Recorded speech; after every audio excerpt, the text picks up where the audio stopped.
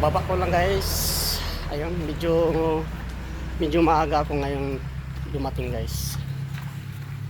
Hindi katulad kahapon na ano na, talagang madilim na. Pero ngayon, medyo maaga ako dumating ngayon. Ay, swerte kasi nakasakay ako agad ng jeep. Doon pa ako sa front seat. Hindi katulad kahapon na ang tagal ko hindi nakasakay ng jeep. Medyo maaga ang dating ko ngayon guys. Ayan, mamaya guys magkasalubong na naman sa akin yung mga aso ko, yung 3 kong aso. Ayun, nakabungad na dito sa aking kubo ko. Ayun na guys, ayun na.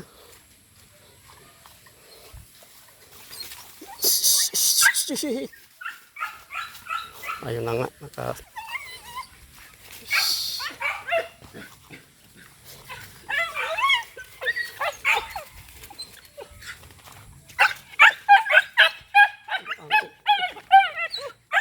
kulit ninyo. Ay nako, putang. Wala na, idambahan ko sa gago. Idambahan na talaga ako. Ayun na, dumi na guys Sabi ko nga ba, tangina, kulit ninyo. Ay, ano na.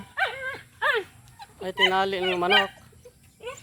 Tinali mo pala yung manok, per? Ang natikangkang ang bulik. Natikangkang talaga. Ay, ibig sabihin lumaban na yung dito sa bulik. Matay na, parang ganyan na, parang ganyan. Oo. Saan na ba yan? Oh. Ayun oh. Hindi mo nakita, ayun oh. Ay, awa ko na yan, naligid, yung bato. Naawa daw yung guys, yung manok natikangkang daw eh. Hindi, kasi yung Bisaya kasi guys, kasi taga Bohol. Pareho naman kami Bisaya, ako taga Mindanao, siya Bohol naman siya. Natikangkang, kawawa daw yung manok guys, natikangkang daw guys. Natikangkang. Hampas kayo, kaya wala pa namatay. Lumalaban na pala ito bata pa ito eh.